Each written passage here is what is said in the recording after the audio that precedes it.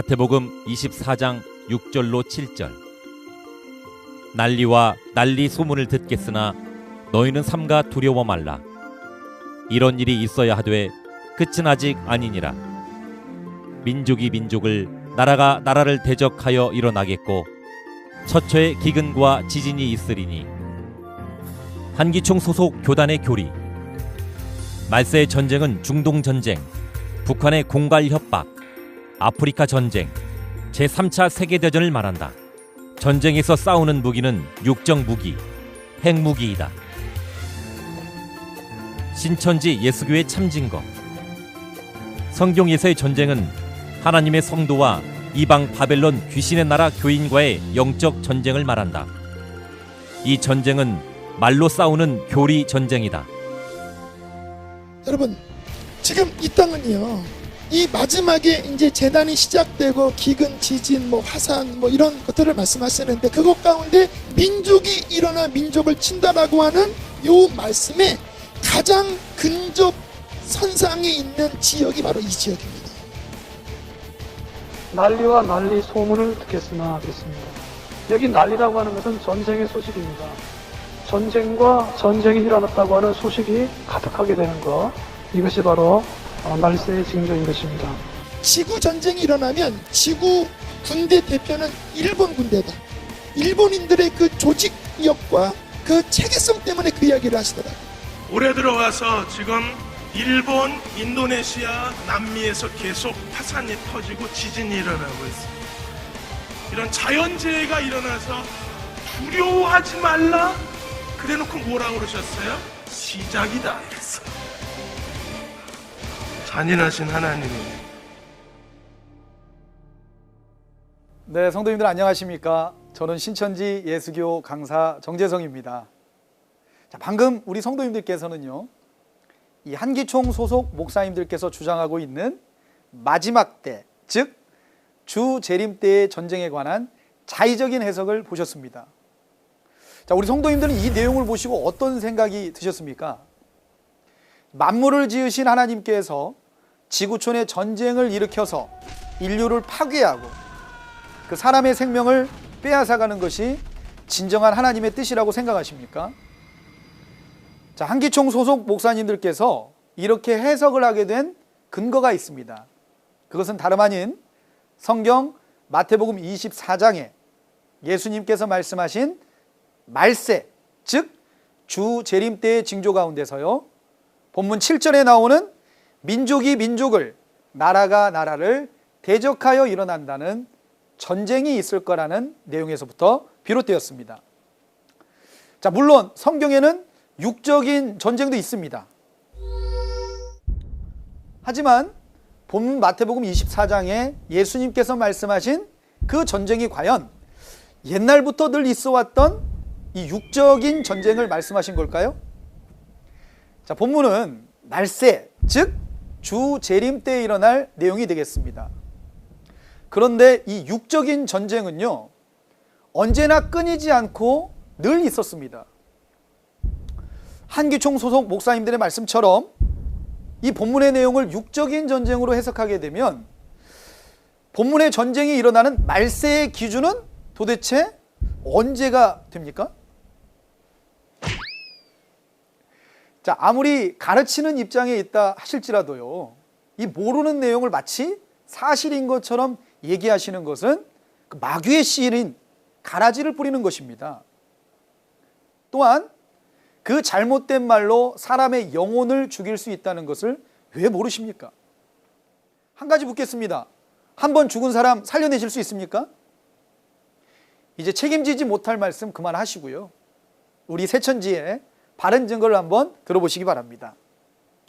자, 2000년 동안 아무도 알지 못했던 이 말씀을 새천지가 바르게 증거할 수 있는 이유는 저희들의 지혜가 뛰어나서가 아닙니다. 마태복음 13장에 예수님께서 비유로 말씀하셨지만 요한복음 16장 25절에는 정하신 때가 되면 아버지의 말씀이 밝히 증거될 거라 말씀하셨습니다. 그렇기 때문에 새천지는 바른 증거를 할 수가 있습니다.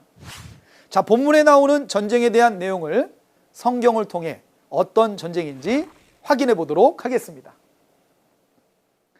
자, 마태복음 24장은 예수님께서 예루살렘 성전이 돌 위에 돌 하나 남김없이 다 무너질 거라고 말씀하셨습니다.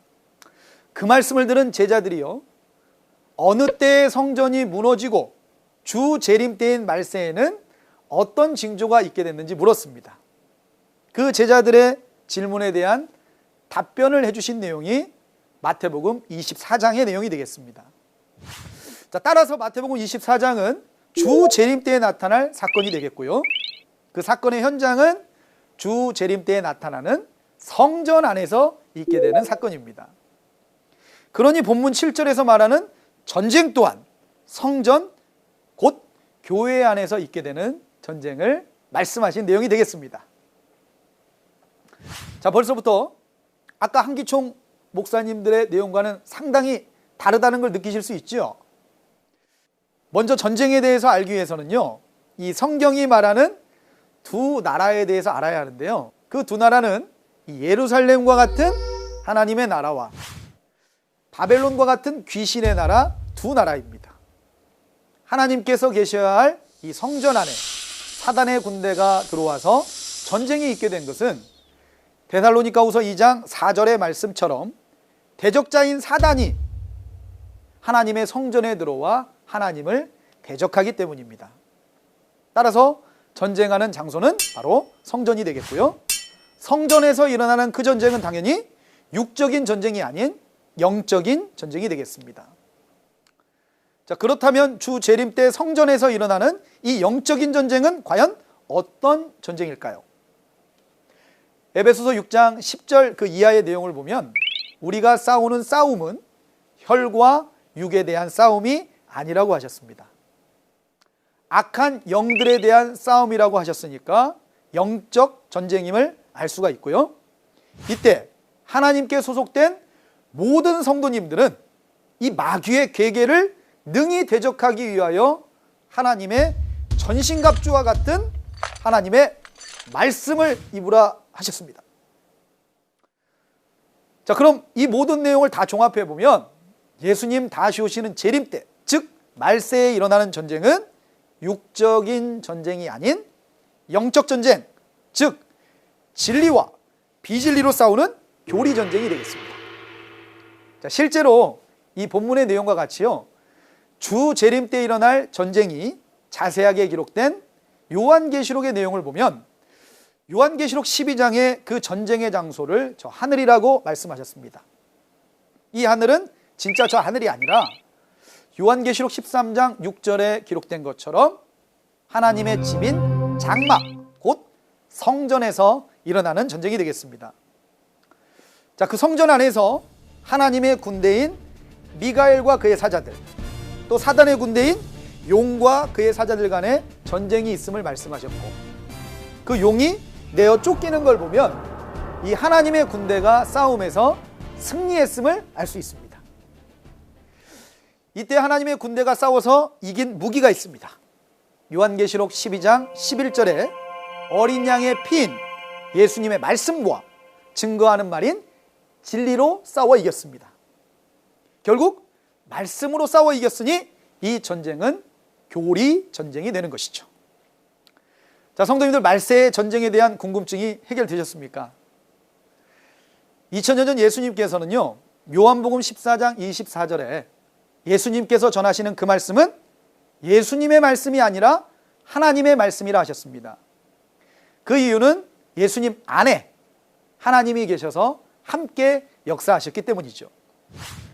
자, 이와 같이 그 안에 하나님의 영이 계시면 하나님의 말씀이 나오게 되고요, 그 말씀을 씨라고 할 때 그 말씀의 씨를 받으면 하나님의 자녀가 되어 천국과 구원에 이르게 됩니다. 하지만 반대로요, 이 거짓말을 하는 자는 요한복음 8장 44절의 말씀처럼 그 안에 마귀의 영이 함께하니까 거짓말이 나오게 되는 것이고, 그 거짓말은 마귀의 씨가 되어 그 씨를 받게 되면 마귀의 자녀가 됩니다. 그 결과는 마귀와 함께 지옥에 가는 것이죠. 자, 그렇다면 오늘날 이 마귀의 씨를 뿌리는 그 실체가 누굽니까? 바로 앞에서 보신 바와 같이 거짓 증거를 하는 한기총 소속 목사님들 아닙니까? 그러니 만약 누구라도 이 목사님들의 말을 듣고 인정하는 것은 결국 가라지 씨를 받아 사단 소속이 되고 하나님을 대적하며 지옥으로 갈 수밖에 없는 겁니다. 자, 성도님들, 우리 신천지가요, 새천지가 이렇게 당당하게 증거할 수 있는 이유가 무엇인지 아십니까? 그 이유는 바로 이 마지막 때 이 전쟁의 현장에서 모든 것을 보고 들은 진리의 말씀을 가진 약속의 목자가 계시기 때문입니다. 자, 그러므로 오늘날은 그 목자를 만나는 것이 천국으로 가는 길이고요, 구원에 이르는 유일한 방법입니다.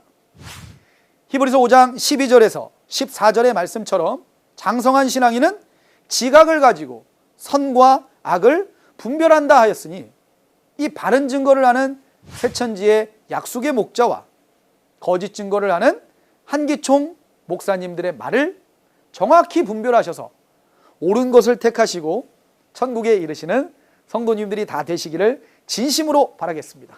네, 대단히 감사합니다.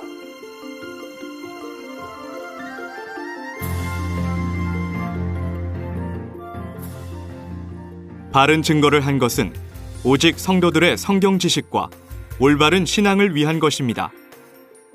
주석 및 자의적 해설은 증거물이 없고 계시는 증거할 실상이 있습니다.